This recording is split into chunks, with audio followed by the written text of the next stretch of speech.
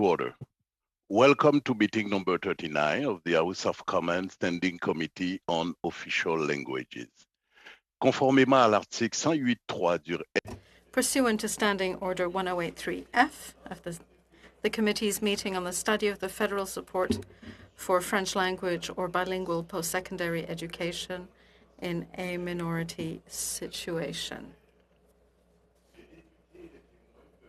Members and witnesses can use either official language. Simultaneous interpretation will be provided throughout the meeting.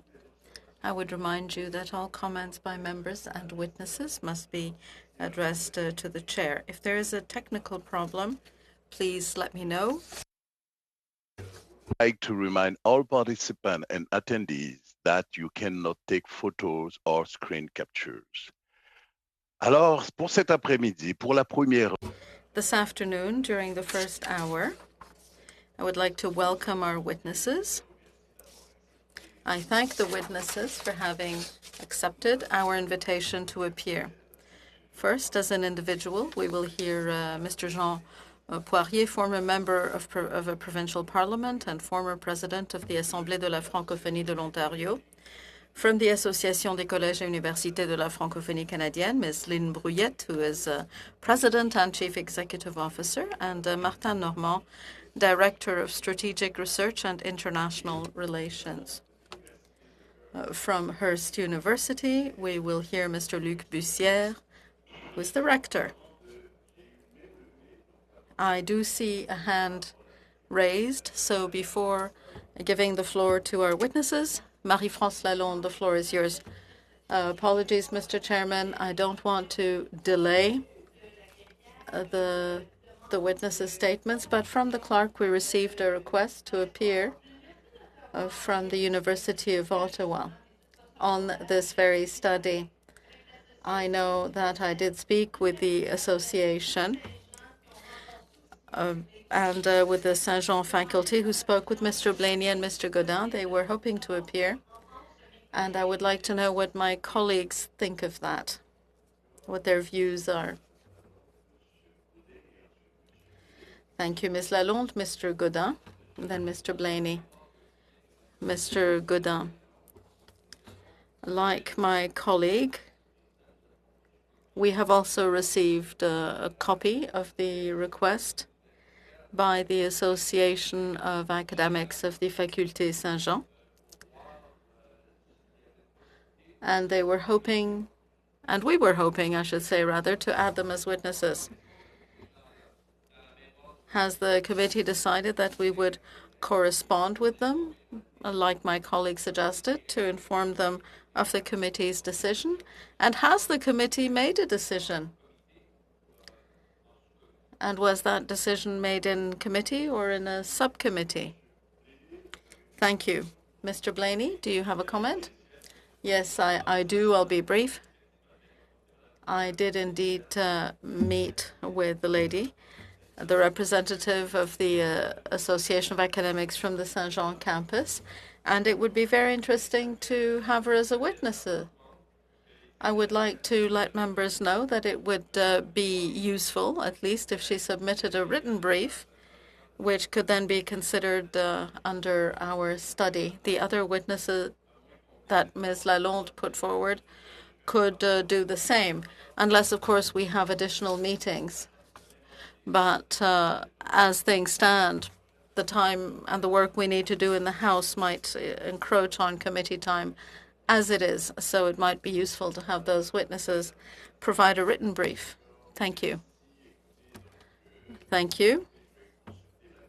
I will speak to the clerk, and I would like to remind you that we did decide to have 4 meetings for this study, and this is the last of the 4. However, should all committee members wish, and with consent, we could always discuss the matter in camera, and then we could determine when we need to do this. You do know that since we're now in a public meeting, we would have to log out and log back in camera with different passwords and everything. that can be complicated. So what I suggest is discussing the issue with the clerk. And immediately after this meeting, we will send an email out to state what the best thing would be to do should committee members wish. Does everyone agree? All right. So let's carry on. We will begin with our witnesses. I would like to remind everyone that they will have 5 minutes. And when you have 1 minute left, I'll hold up the yellow card. When you have no time left, and be it for a presentation or a question by committee members, I will hold up the red card. So we will begin with Mr. Poirier. Please go ahead for 5 minutes, Mr. Poirier. Please go ahead. Thank you, Mr. Chairman. Ladies and gentlemen, committee members, I would like to say how deeply I appreciate this opportunity to speak to you today. I thank you for giving me that. Before this committee, you've heard a lot of statistics setting out the funding disparity for post-secondary institutions in Canada. The funding disparity between the Francophone ones and the Anglophone ones.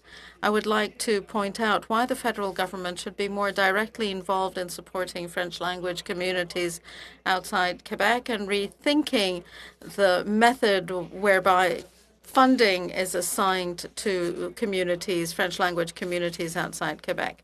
We need to understand the issues better. I've been involved for over 50 years in promoting language and culture, locally, internationally, as a member at Queen's Park for 4 terms, as president of the Assemblée francophone de l'Ontario. I'm a 4th-generation Franco-Ontarian, and I believe that I can fully appreciate the past, the present, and the future of French outside Quebec. For over 262 years, Francophones in Canada have been trying to achieve genuine equality between the 2 language groups in this country, the 2 official language groups, but that is not happening.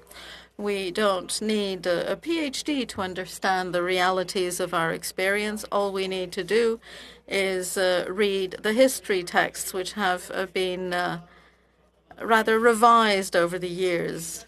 They have been cleaned up, shall we say, and they don't set out the not always rosy past that we have had. We're talking about tests that have certainly avoided describing the perpetual obstacles we have to deal with, and we have seen generation after generation of what I would call Francophobia. Provinces have even passed legislation to ban teaching of French. Franco-Ontarians were for decades subjected to the infamous Regulation 17 of the Ontario government. The symbol that unites us as Francophones is the fleur de lis, but if we leave the majority with the responsibility of adopting what they perceive to be a symbol of equality, I'm sure it would be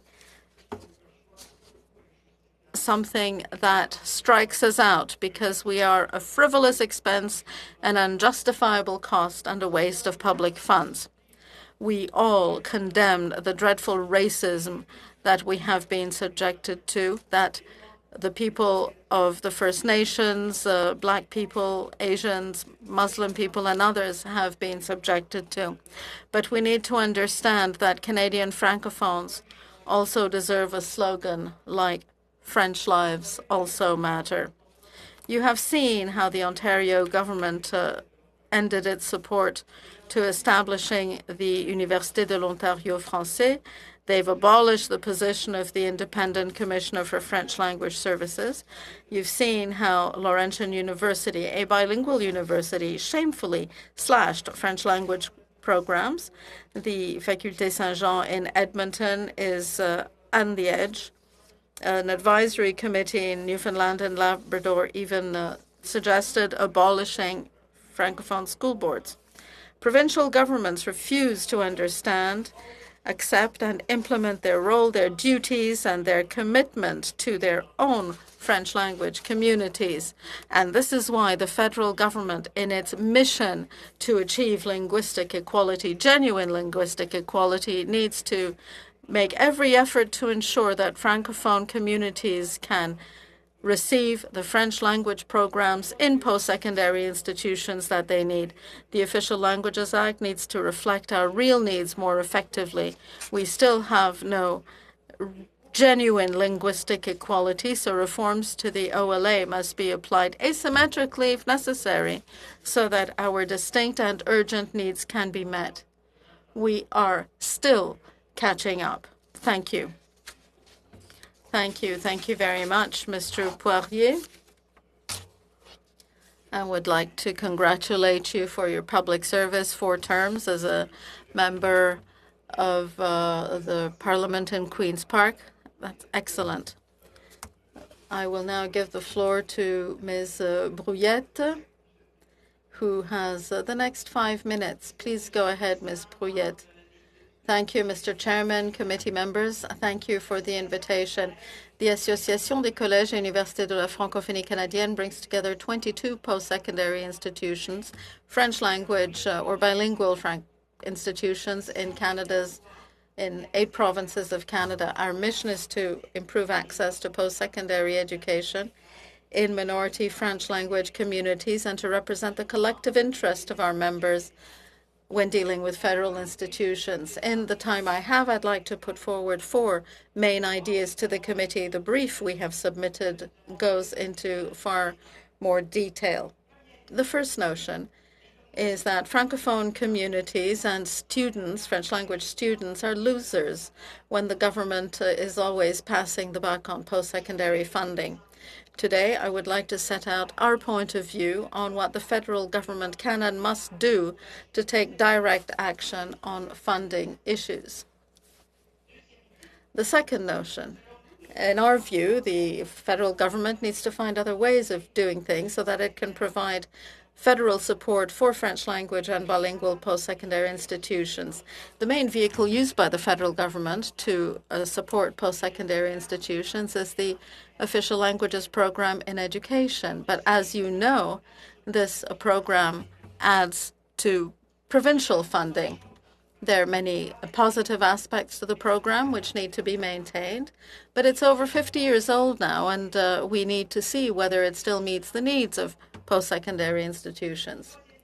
The third notion, there is a question we need to ask: can the federal government provide direct support for Francophone and bilingual post-secondary institutions in minority linguistic communities? We are sure that they can. The federal government can directly support our establishments without encroaching on provincial jurisdiction in education. Let me explain. The federal government can directly support our institutions without, rather they can provide direct support to Francophone and bilingual post-secondary communities. They can support our institutions, and our institutions, in order to do their work, come under the federal government. I'll give you 3 examples. Our post-secondary institutions must make a special contribution to the vitality of Francophone minorities.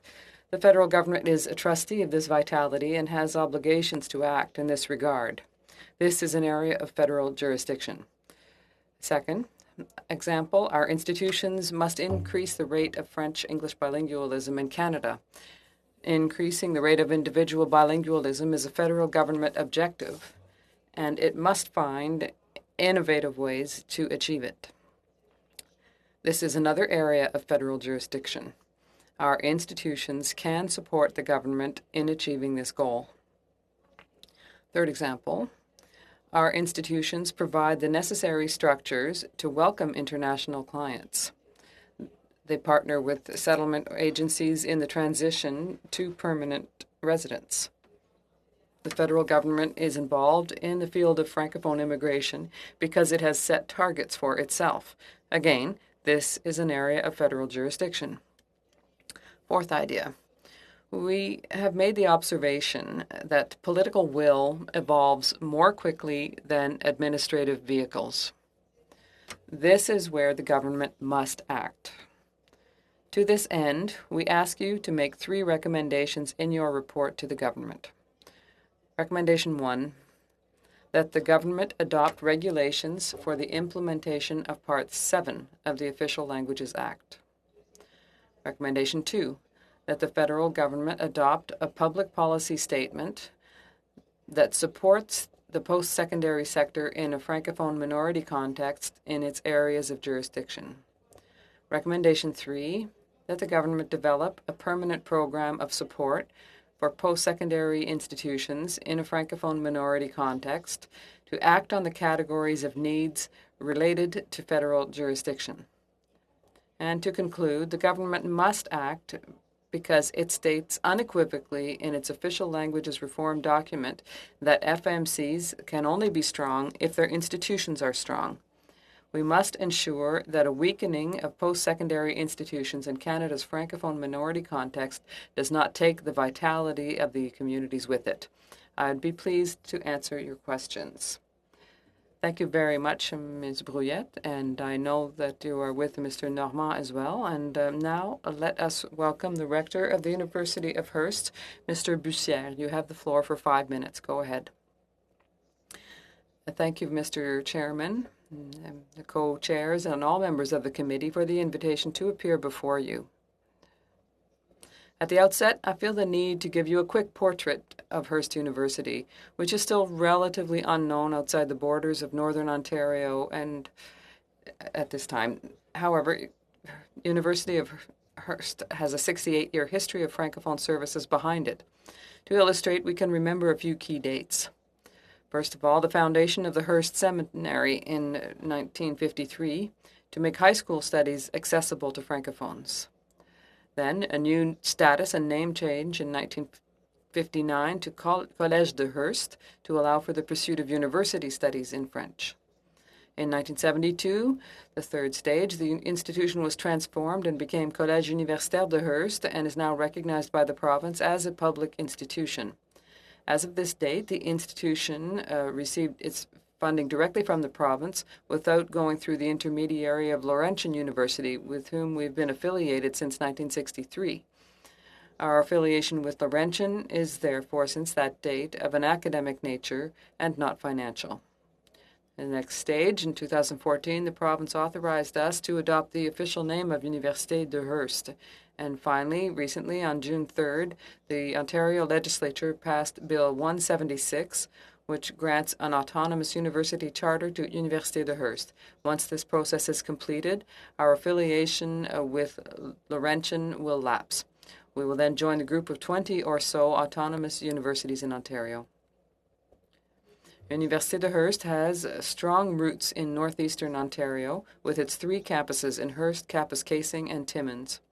Our contribution to the educational, social, cultural, and economic development of Francophones is widely recognized by our many partners and has been for a long time. An organization such as ours must very well connected to its environment and ready to adapt. Otherwise, it will not be able to survive the social, demographic, economic, and political changes. To this end, in 2014, we have completely renewed our model of post-secondary service offerings. The results? First of all, a 125% increase in our enrollment from 2014 to the present, despite demographics working against us. Secondly, an international clientele recruited from 25 countries, which now accounts for 60% of our entire student population. And third, with all of this has been possible with only 3 undergraduate programs offered. Despite our nearly 70-year history, our resilience and ability to innovate, our financial situation has always been and remains an ongoing concern. From 2011 to 2021, we have had 7 deficit budgets. Our annual budget is in the range of $8.6 million. We are self-generating 1/3 of our incoming funds, and the remainder comes primarily from grants, $5.8 million. The federal government's share through the official languages program is just over $450,000. And that has been not budged since 2003 and represents less than 8% of our total grants. I say that because in order to play the role expected of us, we need, therefore, to be much better supported by the federal government, which must invest in consolidating the institutional pillars of Francophone communities. We are the natural allies of the federal government in ensuring the vitality of minority communities, the development of a bilingual workforce, and the achievement of Francophone immigration targets. The federal responsibility to protect, promote, and enhance linguistic duality is at stake here. Therefore, we need the official languages education program to be more generous and that remedial measures be created to redress the effects of the prolonged freeze on this federal contribution. We also need new permanent programs to be put in place to support post-secondary institutions in a Francophone minority context. In conclusion, it is imperative to act to prevent a weakening of our post-secondary institutions, leading to the erosion of the vitality of our communities. As Ms. Brouillette was saying, and the federal government must act quickly and forcefully through its reform of the Official Languages Act, which may have a major and lasting effect on the future of linguistic duality in Canada. We are counting on your help to help us contribute to this. Thank you. Thank you very much, Mr. Bussière, and all of the witnesses have complied with the time they had with us, so we'll now move on to the question period. I welcome Mr. Virani, who's with us for this session, so we'll begin a 6-minute period, and I presume it will be Mr. Blaney who will begin. And tell me if it's not the case. Yes, thank you very much, Mr. Chairman. Our three witnesses, I'm going to ask the same question.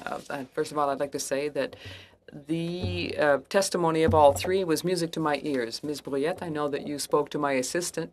I didn't get the chance to meet you virtually, but I'm happy to do so today. Mr. Poirier, thank you for your militancy, your activism. What really pleased me in your comments was when you talked about a true equality for communities in a minority situation.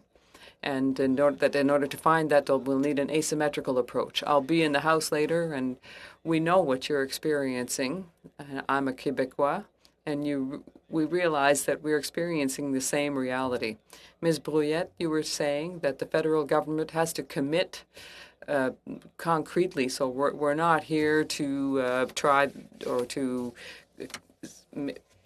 see what different provinces are doing and make it a competition, but as the federal government, we have the Official Languages Act and the Constitution, so what mechanisms can we develop to offer better funding for this fundamental component of linguistic duality? And Mr. Bussière, you talked about better support from the federal government as well. So my question for all of you, and I'll start with Mr. Poirier, is what are the mechanisms that would be targeted? So the how and the how much. Do you have some formulas in mind to attract students? How do you think the federal government can respect its commitments? And before ending, we started with talking about the Laurentian University and the crisis there, but we realize now that when we talk to Moncton or other universities, it's almost the same thing. When you talk about Saint-Jean, to the Saint-Jean campus, it's the same as well.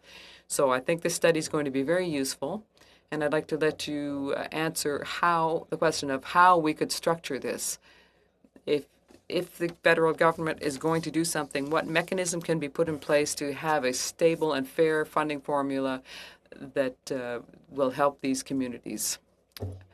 I'm sorry, this 30 seconds, but I want to advise the members that given the time we have, there will only be one round of questions, 6 minutes per group.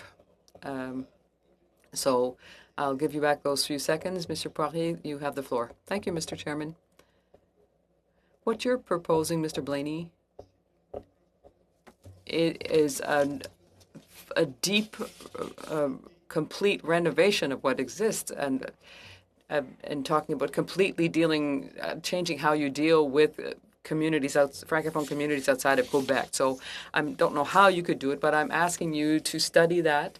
When you finish your work in the committee, you'll have some suggestions. You'll have the support of francophone communities who will have sensed and understood and that there is true support for them. And I say this sincerely, but I think you have to think about an asymmetrical answer, because taking all parties equally doesn't work. Look at the demographics in Canada.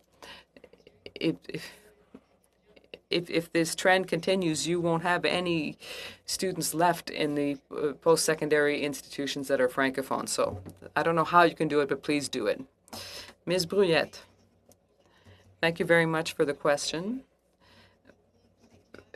For us, it's very clear that the federal government has an important role to play. What's important in this role is to clearly define the areas of jurisdiction of the federal government and in its capacity to act in terms of this federal government and post-secondary education, the power that it has to act. The federal government could either set up a new program, that's what we strongly recommend, or it could also review the program that's already in place, the FOLS. Well, that's exactly what our leader wants to propose, a new funding mechanism. So, Mr. Bussière, once again, do you have any suggestions that are tangible?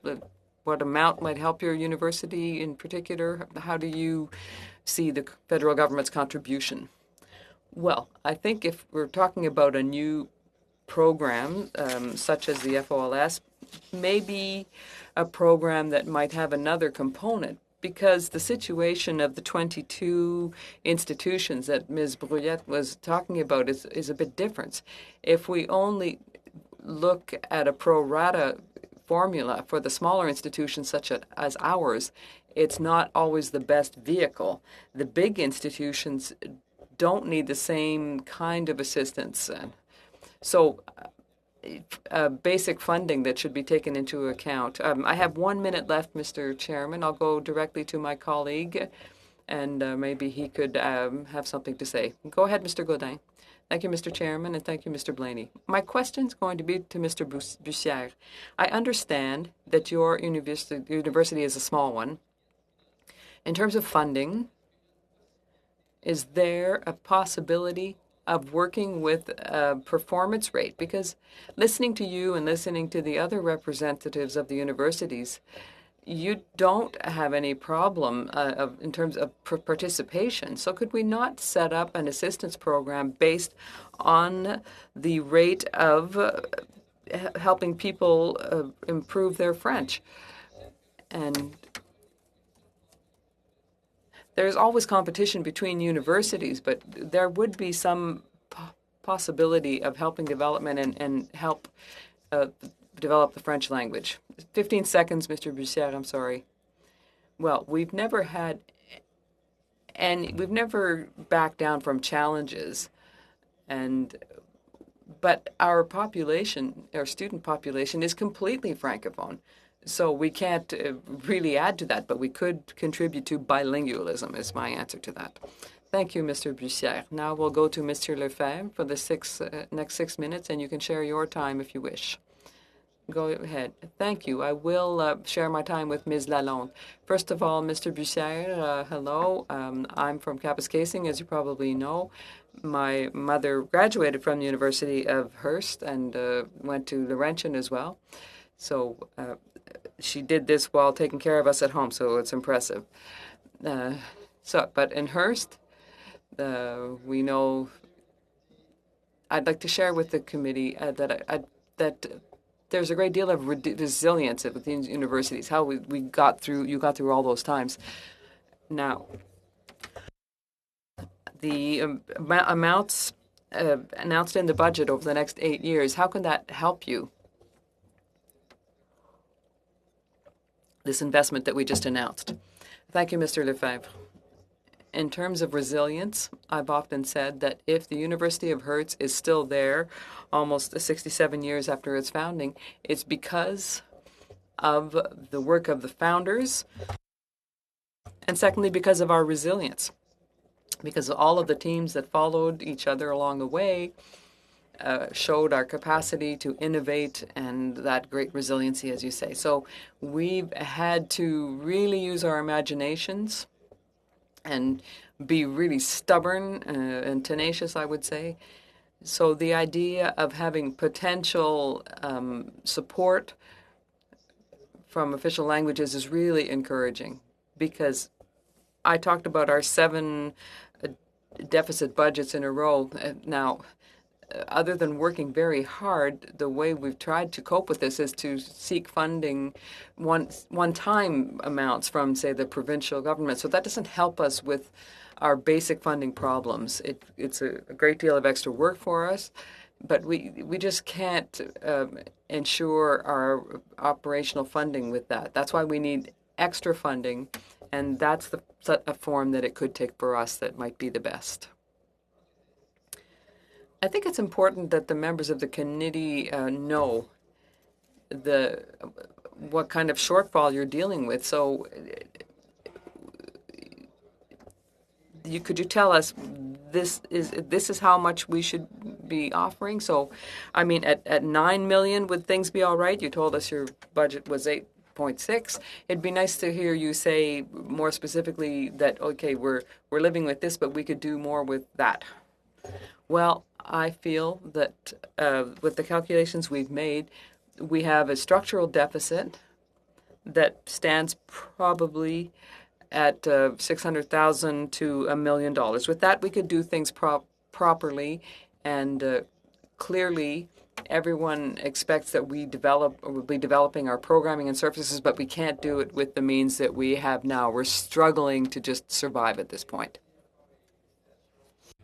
Thank you once again. Congratulations on the charter. I know that's something you very much wanted. Ms. Lalonde.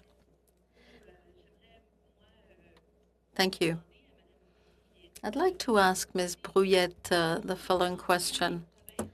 As we heard, the provinces and territories put forward federal action plan where they specify the areas of jurisdiction for funding. So at what stage are the consultations on funding for minority language communities with provincial governments? What about the post-secondary area? I mean, is there as much consultation with Francophones as there is for primary and secondary school? Thank you. I think members like Luc might be able to tell you more about consultations with the provinces. In our view, well, as far as we're concerned, the 22 members we represent, I think what we need to retain with this is that the issues are multiple, varied, and go deep. And our purpose is to find solutions. We hope to have the support of the federal government in the coming years so that we can support our network. Thank you. My colleague mentioned this as well. There was a reference to the budget, the 121 million for post-secondary education. Nonetheless, the reform document, which mentions a continuum of education, is there too. Ms. Brouillette, a number of witnesses spoke about the need to look at asymmetric funding to support minority language communities more effectively, since the Anglophone and Francophone system shouldn't have to be financed in the same way. Other than what we've heard, what changes would that mean for the existing systems provincially and in the territories? Could you please quickly repeat that question? Yes. Mr. Chairman, if I may. Yes, I was saying, aside from just increasing federal funding, what changes would it mean to existing systems and provinces and territories? We've talked about asymmetric funding to help minority language communities. What would this mean funding-wise for the provinces and territories? I can't really say because we deal more with the federal government. That is our area of expertise. As I said in my opening statement, it is important to review the administrative mechanisms. It's clear that the political will is there. There's an additional 125 million. There's an action plan for official languages. Budgets are good. But the administrative mechanisms need to be put in place. Thank you, Ms. Brouillette. And now, Mr. Beaulieu, 6 minutes. Thank you, Mr. Chairman, and thank you to all our witnesses. My first question is to Mr. Poirier. You said something that's a little bit taboo. It's the elephant in the room. You mentioned Francophobia. But when we look at Canada's history, which has had so much anti-French legislation, and even now French is constantly brushed aside, underfunding for French language post-secondary institutions. Could you please explain what you understand with the word Francophobia? This is something I see particularly in Anglophone media. I read it as we all do, and when we see comments from readers, I don't understand how an English-speaking society can allow this sort of comment to be made about Francophones. This is something I've experienced for years. Even at Queen's Park, I felt like an extraterrestrial. I know that I look like Colonel Sanders, the guy on the Kentucky Fried Chicken ads. But what did they say? I mean, I'd hear things like, you don't speak real French. I heard all kinds of things that I just can't repeat because they forgot there was a French language activist in the room with them. At all levels, in all parties, it's there, it's persistent. It's like in English Canada, every phobia other than Francophobia is absolutely awful, but attacks against Francophones are allowed. And what I saw at Queen's Park really threw me. I genuinely thought I could find support. But I spent all my time just explaining Francophonie outside Quebec and inside Quebec, explaining that we're different, that we're distinct. And I understood that there are two kinds of people. I've so much respect for genuinely blind people who have a white stick, but I cannot tolerate people who are willfully blind. French language institutions, like Mr. Godin was saying, need to be as appealing as English language institutions. And if you list the programs that are offered in French outside Quebec and in English outside Quebec, you'll see the massive disparity. And this is extremely discouraging to Francophones. So coming back to Francophobia, I cannot accept the fact that this is tolerated. We don't want to tolerate other phobias, all phobias, Islamophobia, phobia against Black people, and Francophobia have to be fought against. You need to help us make them understand that our needs are different and that we've fallen behind. We are in catch-up mode. And small universities like Hearst and others need special help, specific help, that'll help them provide an offering of quality, varied programs so that French language students find it useful and appealing to go there. Do you think that the fact that English language CEGEPs and universities in Quebec are overfinanced? They receive something like 36.4 of funding, of federal funding. So is that what you mean by asymmetry? Among other things, when I read one of the reports a witness presented last week, when I saw the photos, the numbers rather, this is something that makes Francophones outside Quebec dream.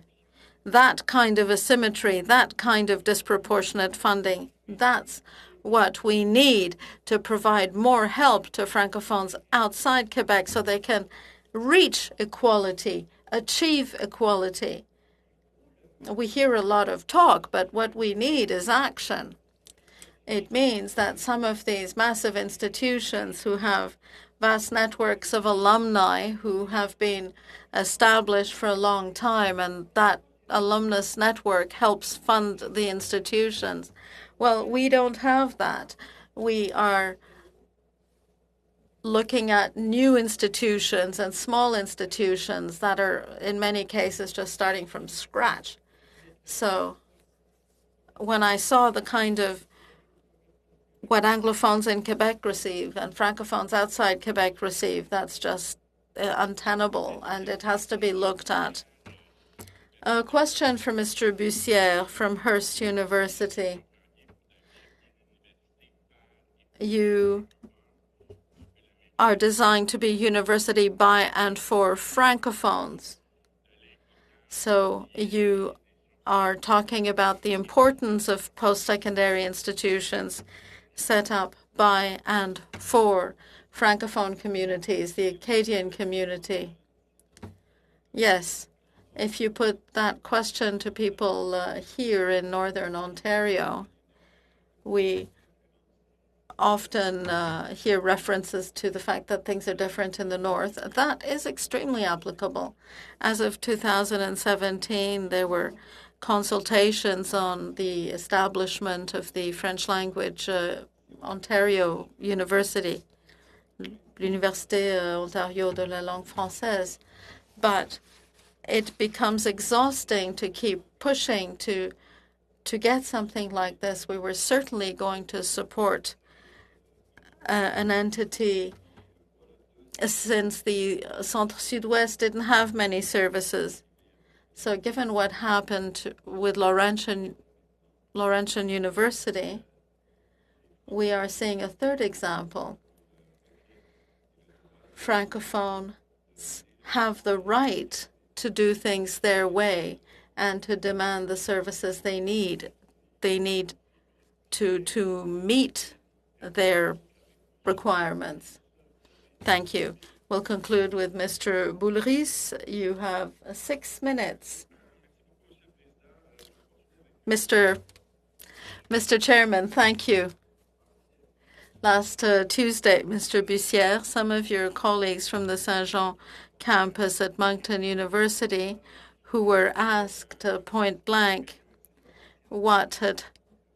if what had happened to Laurentian could happen to them in the short or medium term, they gave us quite a somber picture. So I'm putting that question to you. Thank you for the question. In 2017, when the Conservatives came to power in Ontario, they wanted to look at all sectors, all departments, and a meeting was held by Premier Ford's office. It was on our university specifically and its ability to survive given our financial difficulties, the ones that I was talking about. Too many years of deficits, and the deficits were accumulating. Since then, we have succeeded in getting back on track. But that was basically because of 2 temporary solutions. Basically, spot funding that has helped us make ends meet.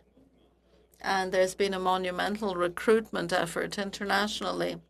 So going from 0 international students to 2013 to having 60% international students now took a massive effort. We needed a lot of new services and areas of awareness. We're extremely happy with what we've achieved, but we're getting to the limits of our capacity to respond.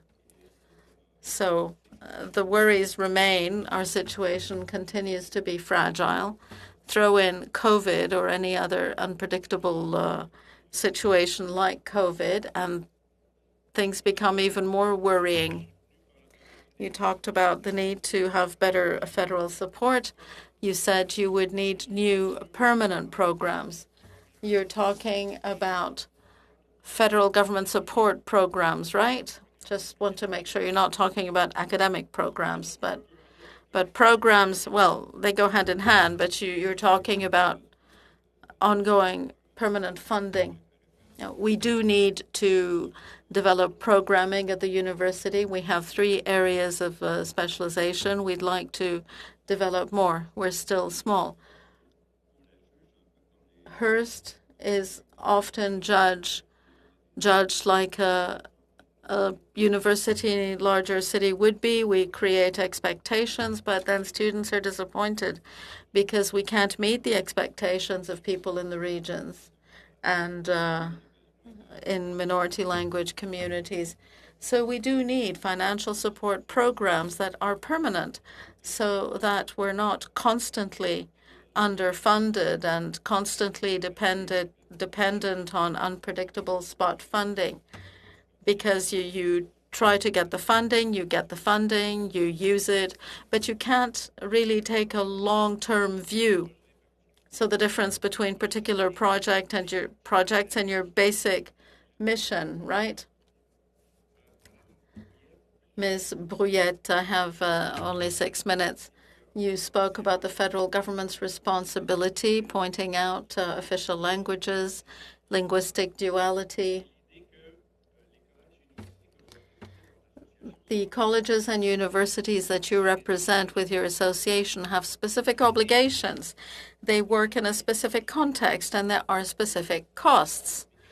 I'm coming back to what Mr. Poirier was saying, hence the notion of asymmetric funding.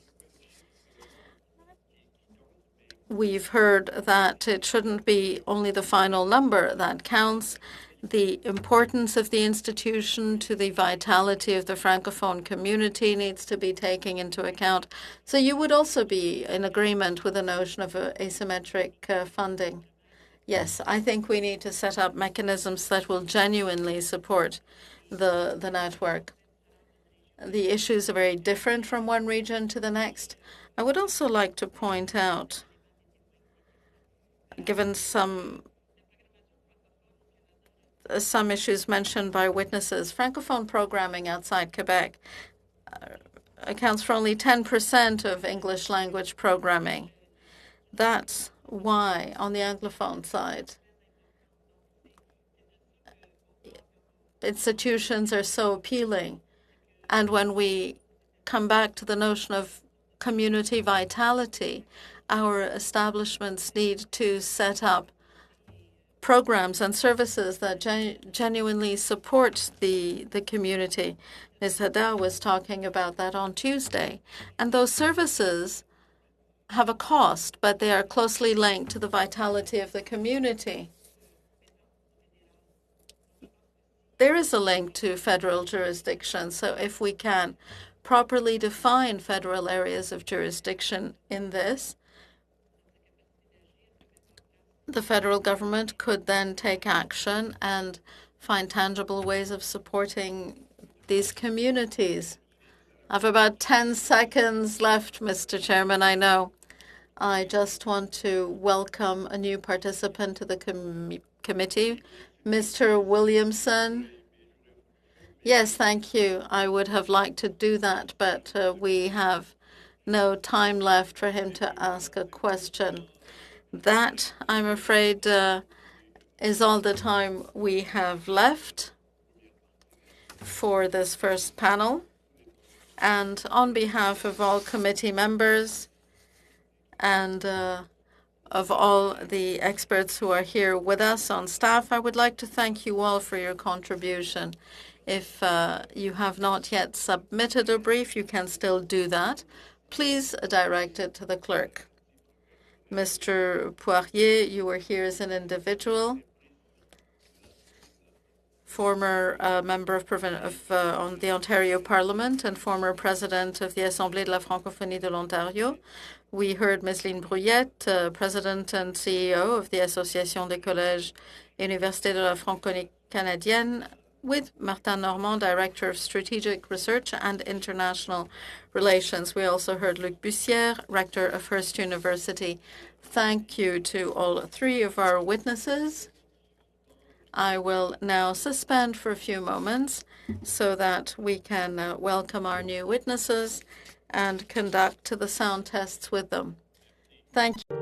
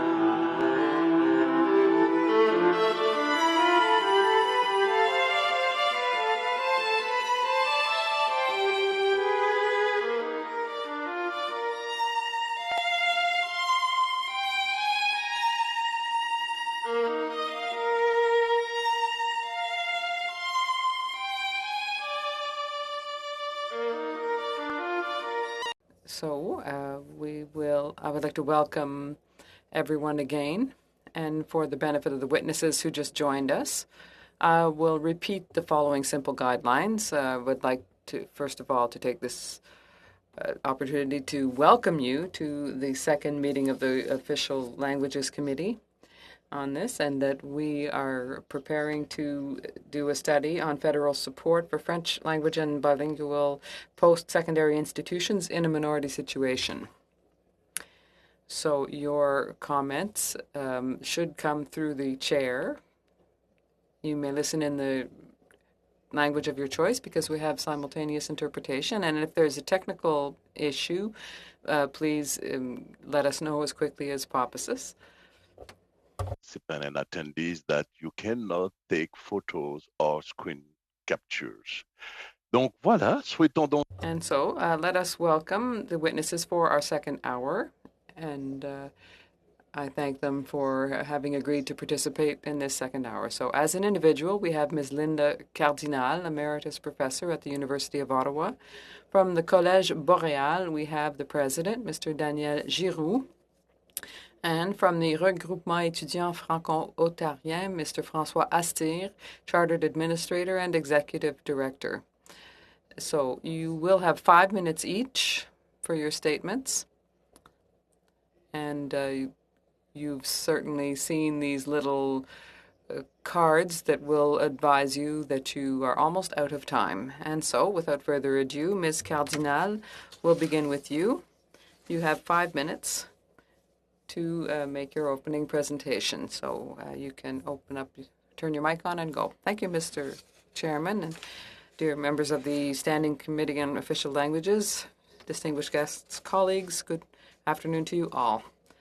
So to present my thoughts, I'd like to emphasize that in my area of research, which is in linguistics in Canada and elsewhere in the world, I've spoken to a great many different researchers, and the teaching in a minority language is very dearly held right. And it has an effect on the reproduction of a minority community and on its identity, aspirations, and its prospects for development. The University of Moncton is a good example as a university, but we mustn't forget the University of St. Anne in Nova Scotia, St. Boniface in Manitoba, and earlier we heard about the University of Hearst from the rector. And it's with the same hope that we talk about that we look forward to having the French Language University of Ontario. And let's not forget the key role played by Francophone colleges in both New Brunswick and Ontario in the development of our communities.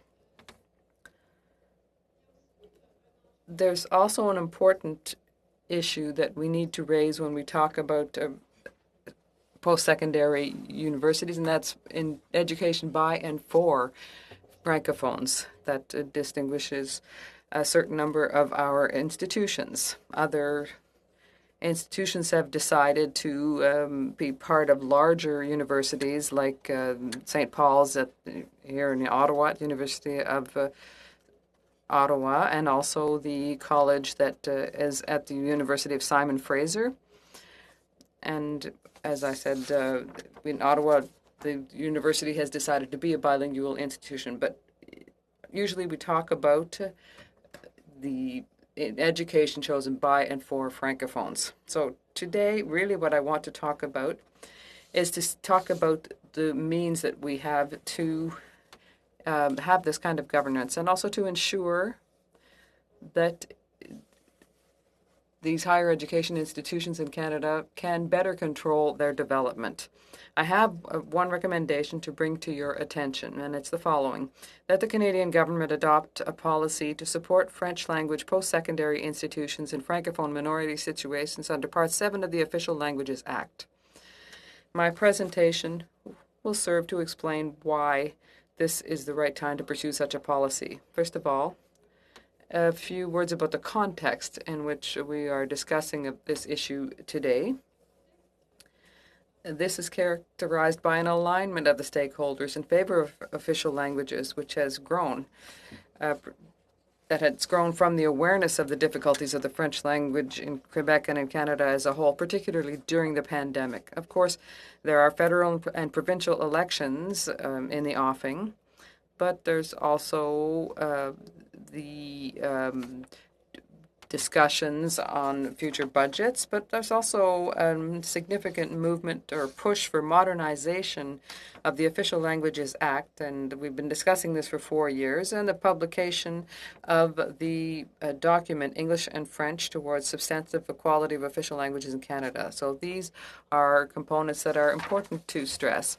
We can talk also about the historic rapprochement between francophones in Quebec and Canada, the potential adoption of the Quebec government's policy in favor of the Canadian francophonie, and the summit next week, as well as Bill 96 to modernize Bill 101. They must all be highlighted.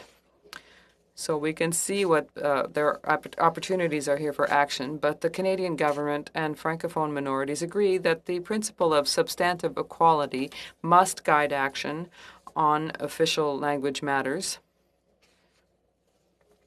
in order to revive the equality between the two languages. So I don't need to tell you how important this is. We talked about that earlier. And it applies undeniably to post-secondary education here. I would put the University of Ottawa in a category all of its own, because all of the francophone universities in Canada outside of Quebec are small. They have 3,000 to 500 students. So in terms of funding, that means they face significant challenges. The University of Ottawa is a U15 institution, so it's not at all in the same category as these other establishments. I have 1 minute left. You have 15 seconds, actually. All right, well, you'll ask me, the policy that I want to talk to you relies on 3 pillars. First of all, it is a vision. Their policy instruments and the foundations recognize fundamentally the key role that the universities play in the post-secondary institutions in the development of a community. So a policy that would rest on that. So I'm sorry that your time is up. You'll have questions that you can answer later over the next hour. So now we're going to move on to Mr. Daniel Giroux from the Collège Boréal. You have 5 minutes for your presentation. Thank you very much. And I would like to say hello to Marie-France Lalonde and Paul Lefebvre. These are old friends of mine. So Collège Boréal is one of 2 francophone colleges in Ontario. They're public. There are only 2, and so there's Collège Boréal. And we serve 26 different communities in Ontario, from as far south as Windsor and as far north as Hearst, that you heard a presentation from a while ago. So we cover a huge territory. I'm very proud to say that Collège Boréal receives annual funding. So we have a lot of satisfaction from students, from graduates, employers who hire our students. And when we measure all of these things, we have 5 categories that we excel in. So we have been working on this for over 20 years. So Collège Boréal has the best report card 19 times out of 20. So it's incredible what we've done as a small institution, and it shows the power of the francophonie. So for Collège Boréal, there are 2 things I wanted to talk about. The first is the issue of scholarships to study in French. Often we have scholarships and we have immersion programs within school boards, but the reality is that here in Sudbury, Collège Boréal, I lose a lot of people to the other college, and I lose actually 50% of students who could study at Boréal in French, and they choose to take the same program at the English college. That's 50%. So yes, the issue of a few years back, I'll give an example. I had a student who was studying business, and So he had the choice of doing it in French or English. I could have done the same thing at the age of 18. I didn't know the difference. But the difference is what would have encouraged me would be a scholarship. And that's what I did. So at the age of 22, then I really appreciated the doors that were open to me because of that, because I had mastered the language, and I appreciated the potential that gave me. At 18, students don't really appreciate that, and it really is difficult for them to make that choice. So the scholarship is critical. It would encourage them to stay in French. So that's my first recommendation. And scholarships for Francophone students it'd be less than $1,000. It makes a big difference. Secondly, as core funding. So the OLEP, we received the same funding and have received the same amount since 2003, 18 years later. Whereas there's a 2% annual rate of inflation, that means we are receiving 45% less than we received in 2003. So it's not the same amount of funding. We are receiving less. So there's a great deal of catching up to do. We need core funding that keeps up with inflation in order to prepare ourselves and be able to put together good programs. This funding is absolutely critical. So in order to catch up, we need an increase in the funding through the OLEP. Thank you very much. Thank you, Mr. Giroux. I think that all of the members have appreciated your pride in Collège Boréal. And so now we'll move on to Mr. François Astir of the Regroupement Étudiants Franco-Ontariens for the next 5 minutes. Thank you very much, Mr. Dubourg, ladies and gentlemen of the committee. I would like to thank you for inviting us to represent the voice of Francophone students today. Before you today. The Regroupement Étudiants Franco-Ontariens is the voice of more than 22,000 Francophone students enrolled in one of Ontario's Francophone and bilingual post-secondary institutions. Our organization was created in 2009 as a direct response to the issues and assimilation experienced in bilingual institutions. And you'll understand that I will be speaking a lot about that today. Last February, announced that it was filing for creditor protection under the CCAA, a law designed for private companies. It then proceeded to abolish 28 French language programs, lay off hundreds of faculty and staff, and terminate its agreement with its federated universities. Laurentian University told this committee that only 10% of students will be directly impacted by the announced cuts. This is not the opinion of our organization. In this sense, I would like to share with you the story of our former president, Marie-Pierre Héroux. Marie-Pierre has been a committed student since high school and in her final year in the History and French Studies program. Originally from Eastern Ontario, she chose Laurentian because of its bilingual model and over the years has developed a deep attachment to the Sudbury community. Unfortunately, the two programs which Marie-Pierre studied have been abolished. All of the professors she had since she entered the university were fired. The Francophone residence where she lived also closed its doors. In her words, all of the connections that she had created there disappeared overnight. However, Marie-Pierre was told that she would be able to take the credits that she was missing elsewhere, and so she's not considered as directly impacted by the cuts by Laurentian. But I ask you this, as citizens, former students and parents, do you really consider that Marie-Pierre is not directly impacted by these cuts? I think to ask the question is to answer it. Today, Marie-Pierre is considering transferring her studies to Ottawa and leaving the region where she could have potentially made a life. She lives with great insecurity about the future of her studies and the value of her future degree. Unfortunately, Marie-Pierre's story is not unique and demonstrates the limitations of bilingual institutions. Not only is Francophone programming not always a priority for those institutions, but their bilingual context means that many programs are run by people from the majority community who are not equipped to understand the complexity of Francophone realities. The culture of these university tends to analyze the obsolescence of course offerings based on criteria such as enrollment numbers, economic benefits, and maintenance costs. These criteria, while important, do not allow for an assessment of the real contribution to the cultural and linguistic vitality for Francophones, nor their ability to counter the exodus and assimilation. Thus, many of these programs have now been abolished that were essential to the creation of initiatives and organizations that were vital to the Franco-Ontarian community. Finally, bilingual institutions, although offering courses in French, offer a university life on a campus where the majority of activities are conducted in English, contributing directly to the assimilation of students. It is therefore essential that the federal government work with the province to ensure the development and empowerment of university institutions run by, for, and with Ontario's Francophone and student communities. It is also crucial that the federal government act to ensure that a situation like Laurentians does not happen again. You can do this on 3 levels.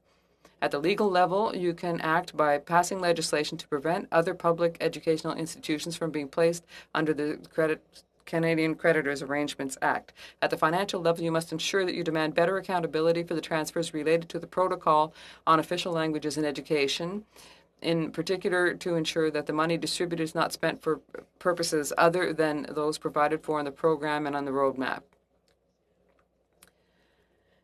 And it's under the OLEP that was.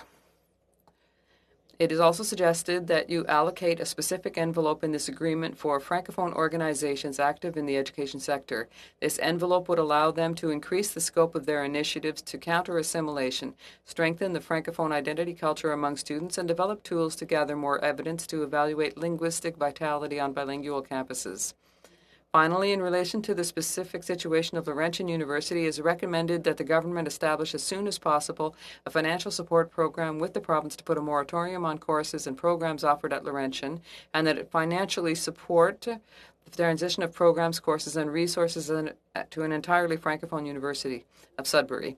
The REFO will also submit a brief to your attention as a follow-up to our appearance before this committee in order to deal in greater depth with the issues I discussed. I thank you for your attention, and I'm ready to answer your questions. Thank you very much. Thank you, Mr. Astir. We'll now move to questions. We'll let committee members know that the first round will be 6 minutes, but the second round will be shorter. So let's begin with Mr. Dalton. You have 6 minutes. Please go ahead. Thank you. Thank you to all participants for your testimony and your passion, which is very clear. Last week, we heard that in 1982, when the Canadian Charter of Rights and Freedoms came into being, 37% of secondary students went on to post-secondary education. And that figure is now 72%. So many more students are going on to post-secondary education, but there's no charter protection at the post-secondary level. So that is a challenge we all must face. Could you tell us something about vitality in communities and the demand for Francophone post-secondary institutions in Ontario?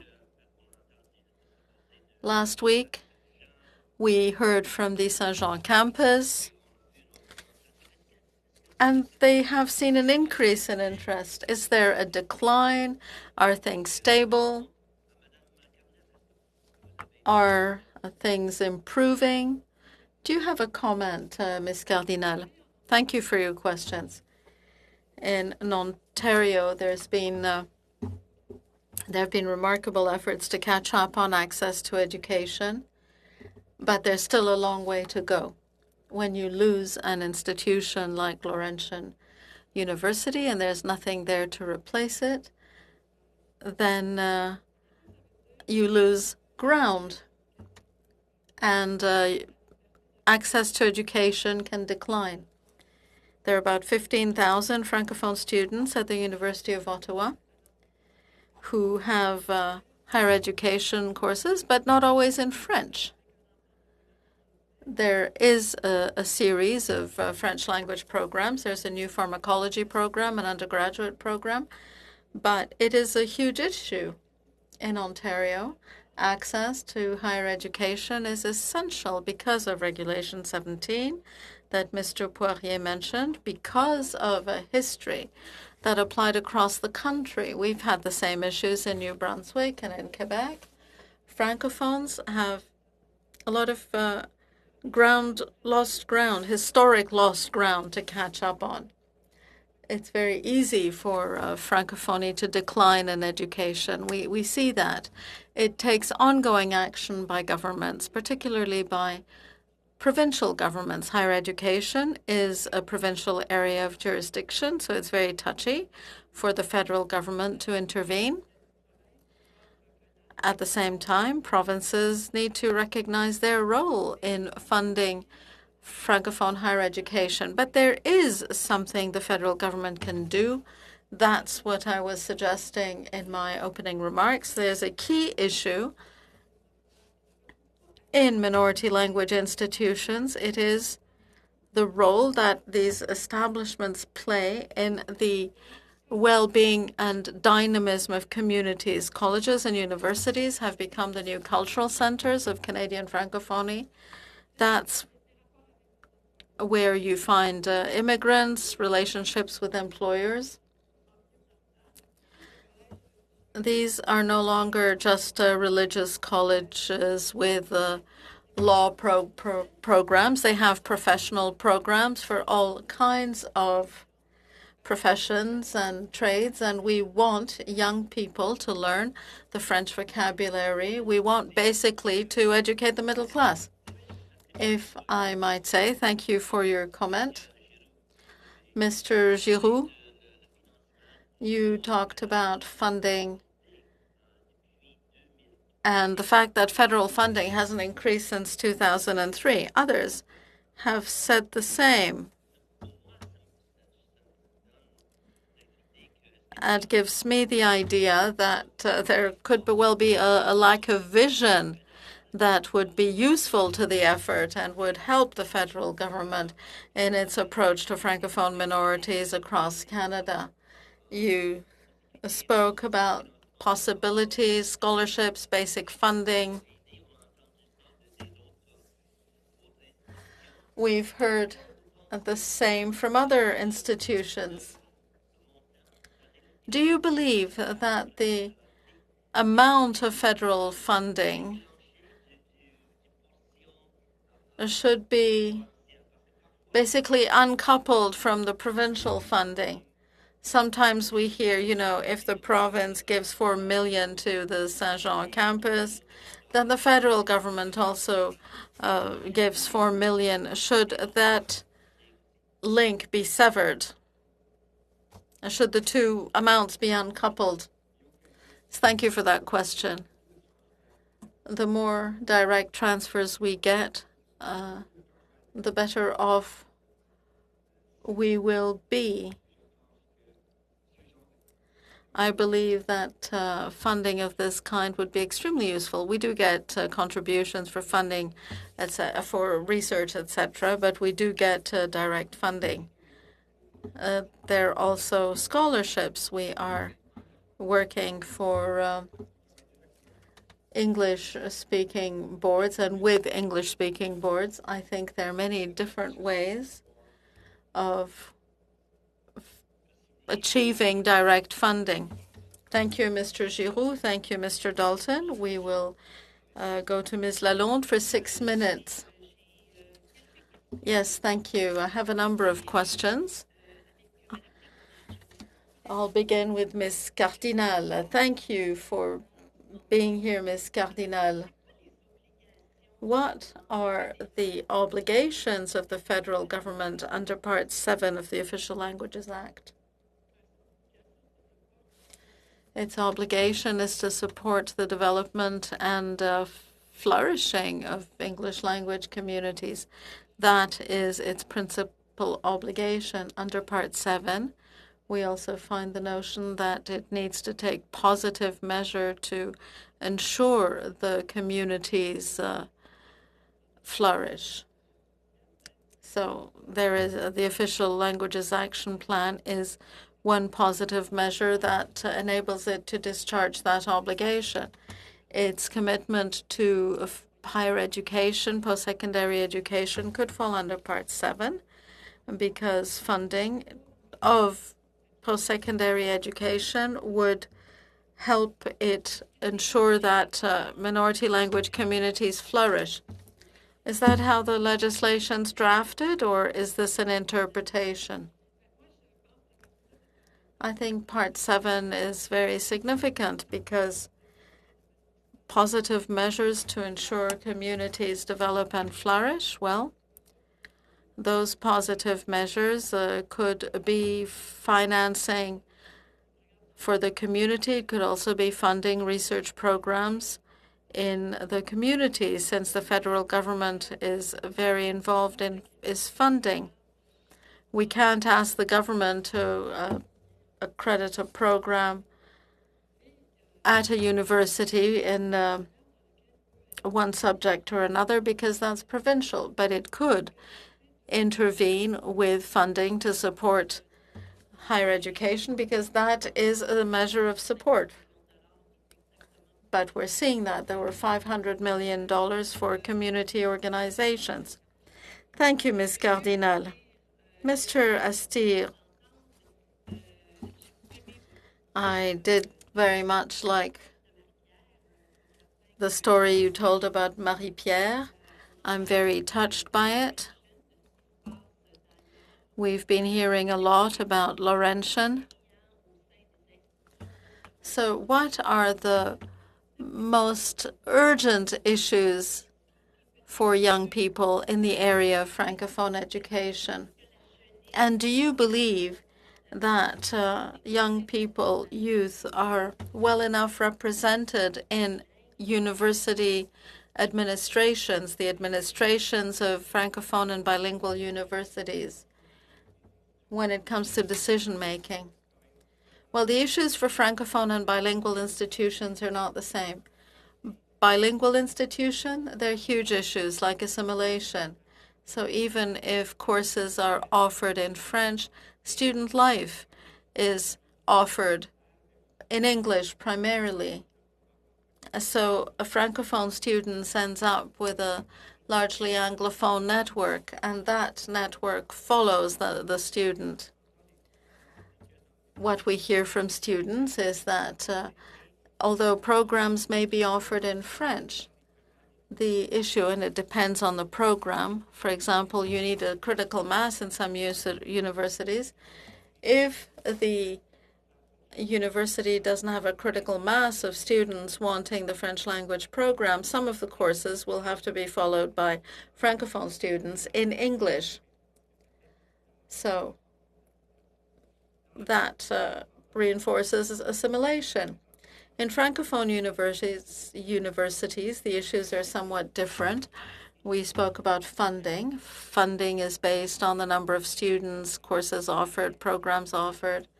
But the reality is that these are often smaller communities, more remote communities, and that needs to be taken into account. The other thing that needs to be taken into account is reputation. When you create a Francophone university like the French University of Ontario, and I take Sudbury, which exists but is less well known than Laurentian was, well, we need to understand that it won't have the same reputation in Canada or around the world as a university like Queen's does. So you need funding for research because that is an issue. Professors are encouraged to publish in English because they'll get more views, they'll be more widely read, and that brings more money to the institution. So we believe it is quite clear that more accountability is needed and that more dialogue and collaboration is needed in the decision-making process for bilingual institutions. That would also make it possible to have both languages represented rather than having the majority speaking for the minority. If I have a few moments, Mr. Chairman, would Ms. Cardinal like to complement those comments? 15 seconds, if possible. Madame Cardinal? Yes, these are institutions, the ones we're talking about, by and for Francophones with governance systems and structures by and for Francophones. Universities, as I said, in minority language communities are the new community centers. They have become institutions that leverage artistic, cultural, and other advantages. Some have even become theaters, but development goes through universities, and that's why Francophones need to control that. Thank you, Ms. Cardinal. Thank you, Ms. Lalonde. Unfortunately, you're out of time. Mr. Beaulieu, 6 minutes. My first question is to Mr. Astir. Primary schools in general, well, we've often heard that immersion schools tend to promote Francophone assimilation. As for secondary schools, I've heard less for them. Could you please talk about that, Ms. Cardinal? And do you believe that federal assistance should support and foster Francophone institutions that are by and for Francophones? When we discuss issues with French language students, they either couldn't have a French professors, or the course material isn't available in French, or some courses aren't offered at all, and they are transferred into a class where there are 4 or 5 Anglophones. So this is anecdotal, but these are things we hear often and repeatedly. So basically, it's very difficult to have real statistical data because the province doesn't collect them. And we as an organization don't have the funding to collect that data. We have complaint forms, for example, but it touches on all kinds of areas. So we can't get that kind of hard data. It would be great to have a budget for community organizations in education so they could collect that data and learn more about the teaching institution. Your second question was, what can the federal government do above and beyond funding? Well, education is provincial as a sector. So the province could say, we want to create institutions that are by and for Francophones. But by setting out the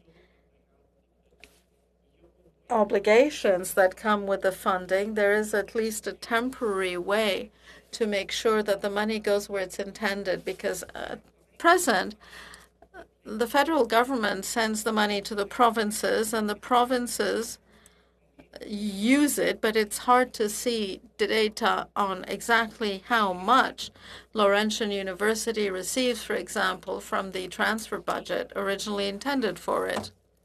The province does not want to disclose those data. We've seen that the funds were not used for their intended purpose at Laurentian University. So reforms to the Official Languages Act could be made. If you send, if you receive money, you do have obligations under the Official Languages Act. Thank you. Ms. Cardinal, we heard Madame Brouillette from the Association des Collèges et des Universités de la Francophonie Canadienne, and she said that universities and communities, rather, could be strong only if their universities were. That is something we've heard a lot from Frédéric Lacroix in Quebec. We know that in Quebec, Anglophone universities receive some 30% of the post-secondary funding.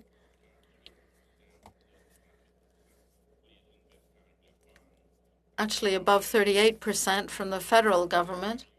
Ontario Francophones account for 4.7% of the population, but receive only 3% of the funding, and that's scattered through a number of bilingual universities. So how do you explain that imbalance, and what's your view on the concept of a double majority?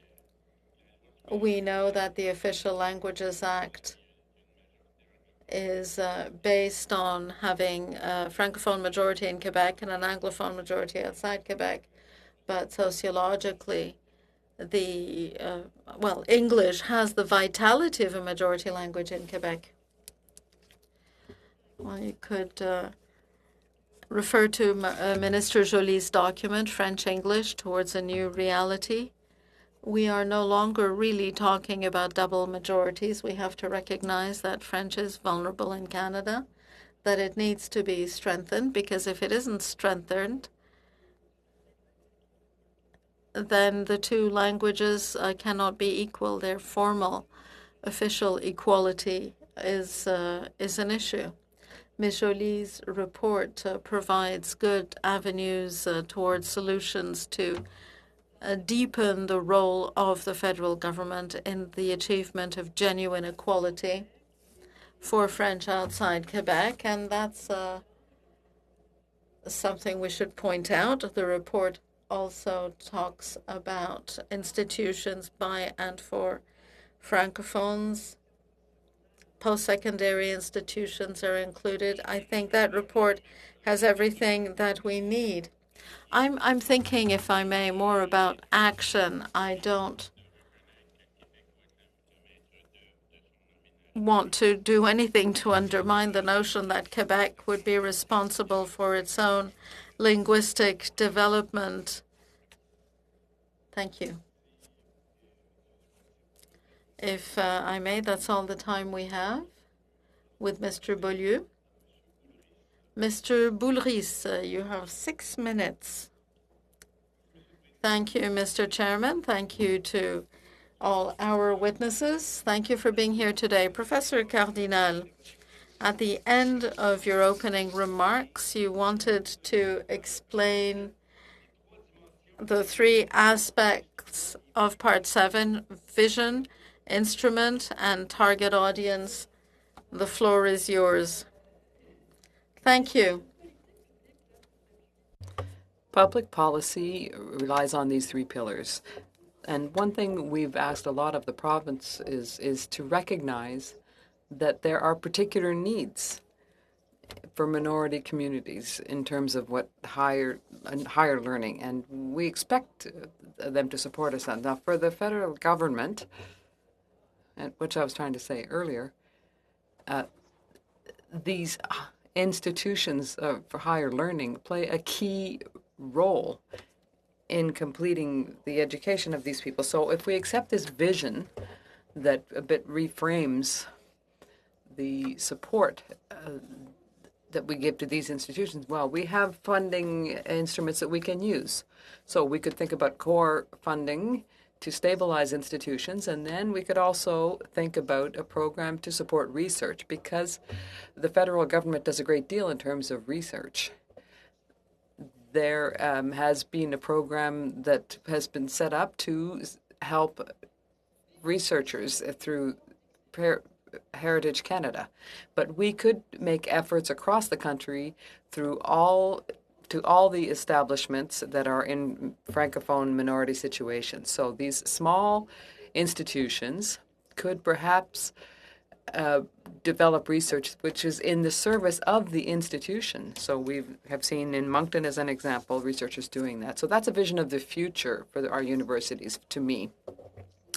And as well, when I talk about funding for short-term or one-time projects, I think that the kinds of actions from the federal government could really be targeted in this way, and it could play a key role in the development of our communities. And third, that means that the target audiences, and not obviously, usually we're talking about students and faculty, but then I think all universities play a social role, but for small institutions, it's a very particular one. So these target audience would be also employers, community and cultural groups, artists and creators, and sort of the community as a whole. So these become new stakeholders in this whole post-secondary institution setting. And we've seen that these universities can play a role in bringing the community together. We saw that with the French Language University in Ontario. It creates a place where people can meet, and the teaching and research will go together hand in hand. Students will work with community members and work in their service. So the major universities dream about doing this kind of thing, but they're too big. They're not flexible enough and agile enough. So in Quebec, we've seen this contributions in this way, and the federal government could really play a significant role in this. They could change the way that they work, and they could work in a way that doesn't compete with the provinces. It would complete it. So the Minister of Canadian Heritage should be constantly looking at this issue. Madame Brouillette and her association, who appeared earlier, they're going to have a summit on higher education in French that might result in an action plan. But here we could bring these efforts together from these different kinds of actions to ensure that there's consistency, and to ensure also that in French and English that this all makes sense in Canada, but we know what the role is of the major universities, but we do need to do this for the minority institutions as well. Well, you touched on the role that universities and colleges can play on immigration. Yes. Well, first of all, we attract international students even in small institutions. The Hearst talked about that. And look, with the pandemic, this is a source of funding for all of these institutions, perhaps less in Quebec, but it's been a great loss, the loss of these international students. But in minority situations, that created big deficits. But we can't just think about universities in terms of clients, in terms of the market. In minority situations, we're not just welcoming professors and students that come from abroad, but it's a place where we can promote integration through activities, through the welcome that these people receive, and we're short of francophone faculty, so we need immigration, and we want them to come and fill this gap for us. So I think if we had a huge international program for international staff to bring in and teach here in Canada in French, it would be wonderful. It's too important, immigration, for these minority communities, and the universities are at the very heart of this kind of recruitment. Thank you. You have so much passion for the subject. Yes. Ms. Cardinal, thank you very much. So we are going to have another round, but that we have less time. So there will be 4-minute questions that we'll give to Mr. Godin, Mr. Lefebvre, and then 2 minutes to Mr. Beaulieu and to Mr. Boulris, because I have some comments that I need to make at the end of the session. So, Mr. Godin, you have 4 minutes for your intervention. Thank you, Mr. Chairman, and I thank the witnesses, because I might not have a chance to speak to all of them. But Ms. Cardinal, I think what you've just said, Mr. Boulris, is very interesting. I listened to your presentation, and throughout the study that we are undertaking on this, I'm coming to the conclusion that, unfortunately, provincial and federal governments, and I'm not trying to make a political statement, I'm looking at what were the findings of today, I realize that the motivation, the engagement, and the intentions aren't there across the country to ensure that we can promote and provide the tools that will allow us to provide this accessibility, especially in French. I'm from Quebec, but in the rest of Canada, it's a major problem. Throughout the testimony, I listened to people who confirmed to me that students are interested. there is a clientele that's there, that's available. What we're not offering them the service. We're not offering them a variety of programming, and that's unfortunate. So I'd like to hear you on this, because you were talking about target audiences earlier, but I think we're really not. We're burning up the path, if you will, as the way to get there. Can you please tell me, how can we make the priority of elected officials at every level would be to promote and help both official languages in this country? Listen, I would love to draft the programs for all of your political parties. No, I didn't want to get political, Ms. Cardinal. No, you should all have the same concerns. That is to say, the tools that we have at the moment are Madame Joly's report, the Modernization of the Official Languages Act. There's legislation in every province, so we're not lacking tools. I have colleagues in law who would like us to push harder on Section 23 of the Charter so that we could attach higher learning to that section. There's Section 16 of the Charter as well. So we have all kinds of instruments that we could use. I know, but it's not working, Ms. Cardinal. That's the problem. So how do we cut this down and rebuild? Yes, there are policies at the federal and provincial level, but give us some means by which we will achieve some results. We don't have results. Thank you, Madame Lalonde. But the Laurentian University is a problem, but then it's Saint Jean, then it's Moncton. So it's time to act. Let's stop relying on programs and laws. Give us a tool that will allow us to be effective. Well, my policy would be a good tool. We need consistency, and this consistency is perhaps what's lacking, because indeed, how do we find ourselves in a crisis situation in Saint Jean or in Sudbury, as we've seen? How did we manage to find ourselves in a crisis situation in Toronto with the new Francophone University? First of all, there's always the political context. I can't help myself. I have to talk politics, but there is always the political context.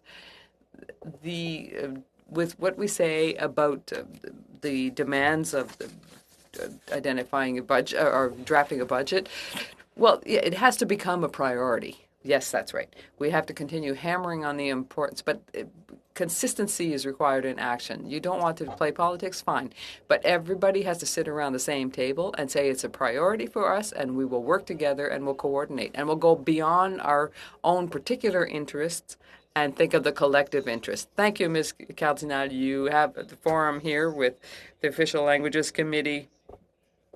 Thank you very much, Mr. Godin. I now give the floor to Mr. Lefebvre for 4 minutes, please. Go ahead. Thank you, Mr. Chairman. And I'm going to spend some time, I'll share my time with Mr. Arsenault. I am the proof. I did my education. I studied in French in Ontario. We have challenges, that is clear, and I have children. I'll see that with them too. But I'd like to ask a question of Mr. Giroux at Boreal. You were talking about the successes. I really congratulate you for what you've been able to do in Sudbury and in Ontario. I'd like you to tell the committee, talk a bit about the financial situation. So how are you managing to make ends meet? Thank you very much, Mr. Lefebvre. It's clear that this is the first question that I'm going to get. So how are you managing to do this and serving 26 communities? And I think Ms. Cardinal talked about community. That's the most important thing. So Collège Boréal, we have all kinds of services, employment. We have programs for immigrants. We have ongoing education. We have 5,000 clients from across the province studying French as a second language. So we have all kinds of services. We have sites in London and Windsor. And that's where we find our critical mass. And we work with school boards. And that's what makes us viable as an institution. But with the lack of funding and with registrations going down, we are finding it impossible right now. So the result is that several post-secondary institutions, whether it's the college or university level, they're having a very hard time without having international students to help us balance the budget. So when we have a crisis, as we are currently experiencing now, it's not just university that are suffering, that are colleges like Centennial College in Toronto. 54% of their students were international students. So with such a crisis as we have now, it's a crisis for many people. It's very difficult. And I know that you're very diversified in Sudbury. I admire your work. Mr. Astir, thank you very much for your work. Your leadership is excellent. We need more leaders like you who are doing what you're doing. You talked about a legal effort that you might be making, and the creditors CCAA Act. I tabled a private member's bill on that subject. So why do you think it's important to do this? Well, just quickly, just so we don't create a precedent. I think institutions shouldn't be viewed as like a public entity. Well, you just think that I agree with you 100%. Well, if I could add, when we have a crisis such as we have now, there needs to be cooperation, and before we bring in the bulldozers and start plowing down buildings. Okay, I don't have much time, so I'm going to give the time to Mr. Arsenault. 30 seconds. Thank you, Ms. Cardinal. There are great concerns when in terms of the provinces not taking on their responsibilities. So what are you thinking today about what we've seen across the country? What are we hearing in terms of collaboration and their association with the provinces? You're asking what are we expecting from the institutions? No, what do we hear from the institutions? You have a few seconds, Ms. Cardinal. Well, the problem is the greatest diversity. It's not the same from province to province. So there isn't consistency because now there is everyone's treated equally in terms of education in French. Thank you very much, Mr. Beaulieu. 2 minutes to you. Go ahead. Thank you very much. If we talk about this concept of institutional completeness, I think there are very few studies that seem to have compared the funding of Francophone institutions with one province compared to another. I know there was this Patrick Sabourin study, but do you think that would be a good thing, that there be studies done on this issue, on this subject, in each of the provinces? Well, listen, Mr. Beaulieu, you can't forget that this concept is an invention of the Francophone minority outside of Quebec. So, well, yes, the person who fought for the Montfort Hospital, yes, and then there was Mr. Breton as well. And I'm a proud defender of that concept, so thank you for mentioning it. But studies are needed, yes. I know that the associations of Canadian and Francophone communities has talked about this, but it's difficult to get the figures. It's really kind of sprinkled across the country in the different provinces, and it's difficult to understand where the money goes to. Is it true that some of this funding goes to cleaning roads? And if you look at Ms. Jolie's document, she says that provinces have to be more accountable in terms of the funding that they receive for this. And I agree with that. I think there has to be a discussion. We can't allow the provinces to shirk their responsibilities.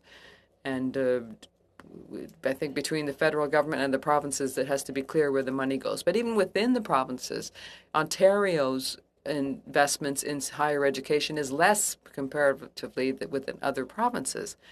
So is it a market or is it a service? It's a social service in Quebec. In Ontario, it's a market. It's a commercial transaction.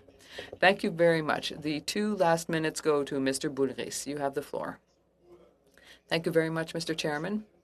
I'd like to ask, first of all, Mr. Giroux. I was quite astonished myself to learn that since 2003, the funding by the OLEP was reduced, and it's the equivalent of a 45% reduction if we take the rate of inflation into account. So what were you hoping, how were you hoping to be able to catch up? And you can tell me now. Yes, absolutely. It's an excellent question, but I think it has to be well planned out. I think we need a 30% increase minimum. And then in terms of catching up, we can't be having this discussion every 5 years on funding. So in terms of the core funding, there's the catch-up that needs to happen, and then we need to have increases that match the rate of inflation, calculated perhaps at 2%, if we're going to continue to develop our programming. Because I think this pedagogical work is important. We're a Francophone college, and I can't buy 50% of my textbooks in French.